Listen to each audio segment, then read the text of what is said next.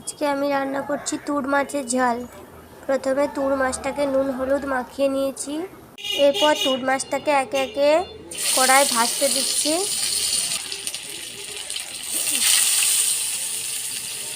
মাছটাকে আমি বেশি তেল দিইনি, অল্প তেলে ভেজেছি, কারণ বাড়িতে অনেকেই অসুস্থ আছে, কোলেস্টেরলের প্রেশার এবং সুগার, তাই জন্য আমি অল্পই তেল দিয়ে মাছটাকে ভেজে নিচ্ছি।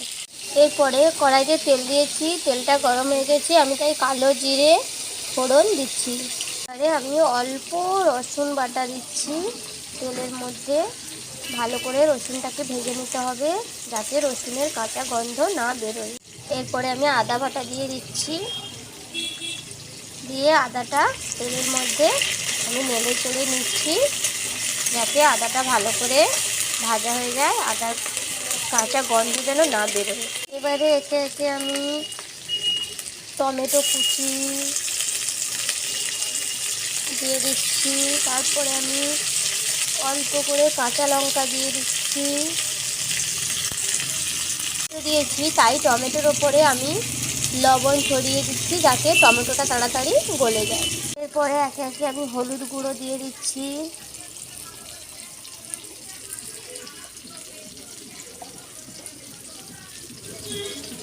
সামান্য লঙ্কার গুঁড়ো একটু কালার করার জন্য, কাশ্মীরি লাল লঙ্কার গুঁড়ো দিচ্ছি।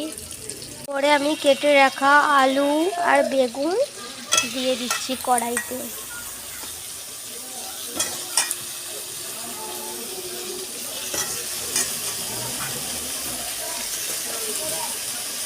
আলু দিয়েছি কারণ আমরা সবাই আলু খেতে ভালোবাসি, আর বেগুনটা দিয়েছি আমার বাবার সুগার, তাই আলু খেতে পারে না, আর তার জন্য বেগুন দিয়েছি। যে আলু খাবে খাবে, আর যে বেগুন খাবে খাবে, সবার তো সব পছন্দ হয় না, তাই আলুটাও দিয়েছি, বেগুনটাও দিয়েছি। দেখো এবার কড়াইতে ভালো করে আমি সবজিগুলো ভেজে নেব। এবার আমি সবজিগুলো ভালো করে সেদ্ধ হওয়ার জন্য একটু ঢাকা দিয়ে দিচ্ছি গ্যাস কমিয়ে। ধনেপাতাটা প্রথমে ভাজতে দিলাম কারণ হচ্ছে ধনেপাতার গন্ধ সবাই নিতে পারে না, তাই ধনেপাতাটা একটু ভেজে নিলে অনেকটা এর গন্ধটাই কেটে যায়। পরে দেখো সবজিগুলো সব সুন্দরভাবে ভাজা হয়ে গেছে ও সেদ্ধ হয়ে গেছে, তাই আমি অল্প পরিমাণে জল দিচ্ছি, খুবই বেশি জল দেবো না। কেউ যদি ঝোল ঝোল খেতে চায় তাই ঝোল দেবে। এই মাছের ঝোল আপাতত ভালো লাগে না, তাই এই মাছ একটু গায়ে গায়ে হলে খুব ভালো হয়। জল দেওয়ার পরে আমি একটু অল্প পেঁয়াজ বেটে রেখেছিলাম, ওই পেঁয়াজ বাটাটা দিয়ে দিলাম।